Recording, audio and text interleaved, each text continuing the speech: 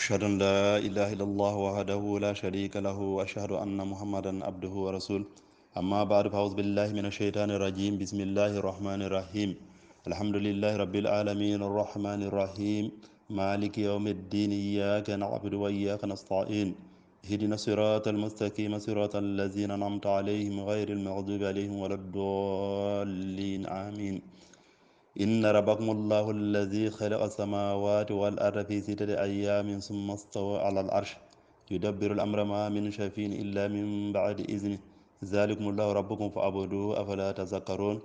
Assalamu alaikum wa rahmatullahi wa barakatuh, chers frères en islam. Nous remercions Allah subhanahu wa ta'ala dans sa bénéficence de nous avoir donné la chance et l'opportunité, une fois de plus encore, de s'asseoir pour vous entretenir dans ce mois béni, le sujet d'une importance capitale, c'est-à-dire le trône de Dieu est-il matériel ou spirituel. Donc, pour pouvoir dealer avec ce verset, nous nous référons aux commentaires de ce verset du deuxième calife de la Jamaat islamique Ahmad Bashir bin Mahmoud Ahmad radiallahu anhu, selon ce qu'il a commenté de ce verset. Donc, je m'en vais vous faire d'abord la traduction de ce verset en français. En vérité, votre Seigneur est Allah qui a créé les cieux et la terre en 6 périodes. Ensuite, il s'est établi fermement sur le trône. Il contrôle toutes choses. Il n'y a aucun intercesseur auprès de lui, sauf après sa permission. Voilà Allah votre Seigneur, alors adorez-le. Ne voulez-vous pas donc comprendre cette admonition? Dans le verset que nous commentons, le mot ayam, période dont le singulier est yam, ne réfère pas à la période qui est fonction du lever et du coucher du soleil. Car la raison évidente est que le verset parle d'une époque où le soleil n'existait pas. Le mot est utilisé ici dans le sens d'une période, c'est-à-dire yam est utilisé dans le sens d'une période. Voir chapitre 1, verset 4, Allah subhanahu wa ta'ala, Malik Yawmuddin. Plusieurs éminentes autorités, Mujahid, Ahmad bin Hanbal et Ibn Abbas, ont soutenu qu'ici Yawm signifie période et que Yawm équivaut à 1000 ans. Voir Tafsir Kassir et Ma'ani dans leur commentaire du chapitre 7, verset 55. Ils ont tiré cette conclusion du verset 48 du chapitre 22 où il est dit qu'un jour équivaut à 1000 années. C'est pour Allah subhanahu wa ta'ala dans le second wa yasta'jilunaka bil azab wa lan yukhlifa Allahu wa'adahu wa inna yawman inda rabbika ka alfi sanati mimma ta'uddun. Donc ils ont fait allusion à ce verset pour dire que yawm équivaudrait à 1000 ans selon notre façon de compter. Ils ont certainement raison en soutenant que le mot yawm dans ce verset ne dénote pas la période du temps déterminée par la rotation de la terre. Mais ils sont passés à côté lorsqu'ils soutiennent qu'il s'agit ici d'une période de 1000 ans seulement. Voir chapitre 70, verset 5, où Allah subhanahu wa ta'ala dit Sa'ala sa'ilun bi azabin waqin lil kafirin laysa lahu dafi min Allah zil ma'arij ta'ruju al malaikatu wa ruhi ilayhi fi yawmin kana miqdaru 50 alf sanati. Si en tenant compte de ce critère, nous comprenons la période de 6 jours dont fait mention le verset, cela signifie que la création des cieux et de la terre fut complétée à 300 000 années. Mais nous ne pouvons pas affirmer que Dieu nous a montré l'étendue de ces jours. Si certains jours auprès d'Allah subhanahu wa ta'ala s'étendent au-delà de 1000 ans et d'autres au-delà de 50 000 ans, il peut y avoir d'autres encore qui excèdent des millions voire des billions d'années. La science a découvert le fait que les cieux et la terre se sont développés durant des millions d'années jusqu'à leur forme actuelle. La vision de l'éminent savant musulman Muhyiddin Ibn Arab partage également la même conclusion. Donc la vérité est que nous ne pouvons pas déterminer la durée des 6 jours pendant laquelle la création des cieux et de la terre fut complétée. Ce que nous pouvons dire est que Dieu amena différents changements en différentes périodes. Certains prenant 1 million d'années, d'autres 50 000 ans et d'autres encore des périodes plus longues, mais qui tous pris ensemble complétant la création des cieux et de la terre en 6 périodes.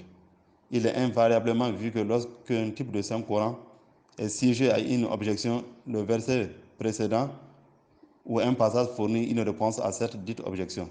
Souvent, la question n'est pas mentionnée, mais seule la réponse est donnée. Ces réponses servent comme une chaîne entre ce qui se passe dans l'esprit du lecteur et le contenu du Saint-Coran. Donc, le lecteur trouve qu'une fois une question est posée ou bien une question lui vient à l'esprit, il lui est donné une réponse sur le champ. Ceux qui n'ont pas connaissance de ce psychosociologique du Saint-Coran ont tendance à affirmer qu'il n'existe pas d'ordre ou arrangement de la versets des coraniques, alors que la faute leur incombe car ils n'ont pas médité soigneusement sur les versets du Saint-Coran. Le verset que nous commentons répond à une question soulevée dans le précédent verset. La question est, comment les musulmans peuvent-ils prospérer lorsqu'il n'y a aucun signe extérieur en faveur de leur éventuelle prospérité? Enfin, le verset précédent a donné une promesse d'un grand succès aux musulmans, et cela au moment où ils ne jouissaient pas de paix et même leur propre maison était entourée de tous côtés par des puissants ennemis. L'inévitable objection soulevée est que comment les musulmans peuvent-ils prospérer dans une telle adversité? Et les incroyants naturellement pensaient que le futur succès des musulmans n'était rien d'autre qu'une illusion et un mirage. Cette objection sous-entendue a été répondue dans ce verset, dans lequel il est notifié que les signes du futur succès des musulmans n'ont pas besoin d'être visibles au commencement, et que dans ce sens, le système spirituel ressemble au système physique, d'où l'attention attirée sur la création des cieux et de la terre en 6 périodes, insinue que s'il était nécessaire pour les paroles divines de se réaliser en une bonne fois, alors les cieux et la terre devraient être aussi créés en une bonne fois. Mais le fait est que les créations prirent 6 longs cycles avant de se compléter et de se parfaire. Si la création des cieux et de la terre composée d'atomes invisibles a été faite dans une période excédant des millions d'années, ne dénie pas que Dieu en est l'architecte. Alors comment il le fait? Quel est le moyen pour une pleine expansion de l'islam n'ayant pas encore existé avec l'annonce de la mission du Saint-Prophète Salam montre que son triomphe futur est douteux et que la fondation de sa mission n'a pas été faite par Dieu. Les travaux divins viennent à travers un système parfaitement planifié et souvent leur base est cachée à l'œil humain. Il apparaît dans ce verset et dans d'autres versets du Saint-Coran que c'est une loi divine qui, travaillant à la fois dans le monde spirituel et matériel, que toutes les choses trouvent leur achèvement et leur couronnement au 7e stade. Elles passent à travers 6 étapes de développement et deviennent alors parfaites et complètes à la 7e étape. Le mouvement mis sur pied par le Saint-Prophète sallallahu alayhi wa sallam devrait pareillement passer à travers 6 étapes de développement et devrait voir son couronnement dans la 7e étape, et ce que nous voyons actuellement. Les mois ensuite, il s'est établi fermement sur le trône. Mastawa al-Ars met en exergue le fait que, juste après la création de l'univers physique, Dieu s'est établi lui-même sur les trônes et toutes les affaires commencèrent à être conduites à travers une série de lois de la nature. Et donc, après l'établissement de l'islam sur terre, tous les progrès spirituels seront accessibles uniquement à travers l'islam. Les mots, il contrôle toutes choses, Dabirul Amra, ont été ajoutés pour montrer que Dieu contrôle l'univers et conduit les affaires inhérentes. À un autre endroit, le Saint-Coran dit, lorsqu'il décrète une chose, il n'a qu'à dire soit et elle commence à être. Innama amruhu iza arada shay'an an yaqul lahu kun fayakun. Ces mots ne signifient pas qu'après que Dieu ait ordonné une chose, cette chose arrive tout d'un coup au terme de sa croissance et qu'il n'y a pas de période intermédiaire entre le décret divin et la formation complète et entière de la chose décrétée. Cela signifie uniquement que lorsque Dieu décrète une chose, rien ne peut stopper sa réalisation. Certainement, le décret divin est souvent accompli de manière subtile. Les mots « il contrôle toutes choses » Yudabbirul Amra mettent en exergue la formation de l'univers et les moyens à travers lesquels Dieu réalise son décret et sa volonté. Le mot « gouverner » convient plusieurs significations incluant l'importance ou l'exécution d'une chose bien conçue et en un règlement planifié. Le mot « arche », le trône, nécessite un certain nombre d'explications. Une étude soigneuse de tous les versets pertinents et fait montre que ce mot représente les attributs transcendants d'Allah, c'est-à-dire que de tels attributs ne sont possédés par aucun être et sont techniquement connus sous le nom de Shifatu Tanzihiyat. Ces attributs sont éternels et inchangeables et sont manifestés à travers d'autres attributs divins comme sous le nom de Shifatu Tashbihat, c'est-à-dire des attributs sont aussi plus ou moins possédés par d'autres êtres. Il est dit dans les premiers attributs qu'ils sont les sports des arches. Dans le verset 69, dans le verset 69 du chapitre 18, donc on fait mention ici aussi, et d'un autre point où Allah subhanahu wa ta'ala dit wal malaku ala arjaiha wa yahmilu arsha rabbika faqahum yawma idhin samaniya. Donc ici on montre qu'il y a 8 anges ce jour-là porteront le trône d'Allah subhanahu wa ta'ala. Nous lisons que ce jour-là 8 attributs portent le trône d'Allah subhanahu wa ta'ala. Dans ce dit verset, le nombre 8 fait référence aux 8 attributs à travers lesquels Allah se manifestera le jour du jugement. Comme il se manifeste actuellement dans ce présent monde à travers ces 4 attributs mentionnés dans le chapitre 1, verset 2 à 4. Ces 4 attributs qui dérivent du groupe de Shifat Tashbihat sont Rabb al-Alamin, le Seigneur des mondes, Ar-Rahman, le gracieux, Ar-Rahim, le miséricordieux, Malik Yawmiddin, le maître, le jour du jugement. Au jour du jugement, les 4 attributs transcendants correspondant aux 4 attributs manifestés dans ce monde, à savoir Shifat Tanzihiyat, rentreront en opération. Shifat Tashbihat peut être appelé aussi les attributs de similitude parce que dans ces attributs sont similaires aux autres attributs manifestés par les êtres humains. Exemple, comme les rois montrent leur majesté en s'asseyant sur leur trône. De même, la gloire d'Allah se trouve dans le fait qu'il est le Seigneur du trône. Mais au jour du jugement, cet attribut se manifestera dans sa phase transcendante. Aucun être ne pourra en aucun cas rassembler à Dieu de la plus petite manière. Certains savants ont malencontreusement déduit de certains versets du Saint-Coran que Arche est une chose créée. Cette déduction de parmi d'autres versets est tirée du verset 18, verset 69, dans lequel les gens sont représentés comme supportant le trône de Dieu. C'est faussement apprécié que le trône de Dieu est une chose matérielle parce que qu'ayant été représenté comme étant supporté par les gens. En fait, la vérité est que Hamala, le verbe terme Hamala, est supporter supportant le trône ne veut pas dire seulement porter une chose physiquement. Est utilisé non seulement pour dénoter le support d'une chose matérielle, donc dans le sens physique, mais aussi dans le sens figuratif. Ainsi, le verset 73 de la sourate 33, on parle de l'homme comme portant une charge. La loi qui lui a été donnée par Dieu, cependant la loi de Dieu n'est pas une chose matérielle. Si nous voyons dans le Saint-Coran, Allah subhanahu wa ta'ala dit que Inna aradna al-amanata ala samawati wal ardi wal jibali fa abayna an yahmilna wa ashfaqna minha wa hamalaha al-insan innahu kana zaluman jahula. Donc vous voyez très bien ici, Allah subhanahu wa ta'ala a fait mention ici de que l'homme étant celui qui a pris l'engagement de porter la loi d'Allah subhanahu wa ta'ala. Donc l'expression signifie uniquement que l'homme a accepté et agi selon la loi de Dieu. Et au-delà, aide à le porter en l'air en révélant ses multitudes de beautés et son excellence. De même, le port du trône par les anges signifie uniquement que sa vraie réalité est découverte et manifestée à travers les anges. Il est évident que l'homme ne peut comprendre les attributs transcendants de Dieu, excepté à travers ses attributs de similitude, c'est-à-dire tels qu'ils sont manifestés en relation avec ses créatures et Dieu avec lesquels les gens parlent avec Allah subhanahu wa ta'ala. Donc, les attributs de Dieu manifestés en relation avec ses créatures sont pour ainsi dire les sports de ses attributs transcendants. C'est ce qui signifie que les premiers types d'attributs aident l'homme à comprendre les derniers types d'attributs. Un autre verset qui a soulevé aussi l'idée que Arche est créée est le verset 87 du chapitre 23, où Allah subhanahu wa ta'ala a parlé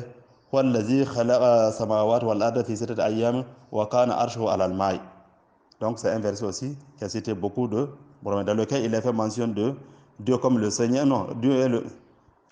Donc un autre verset qui a soulevé l'idée que Archon est créé est le verset 87 du chapitre 23, dans lequel il est fait mention de Dieu comme le Seigneur des 7 cieux et du grand trône.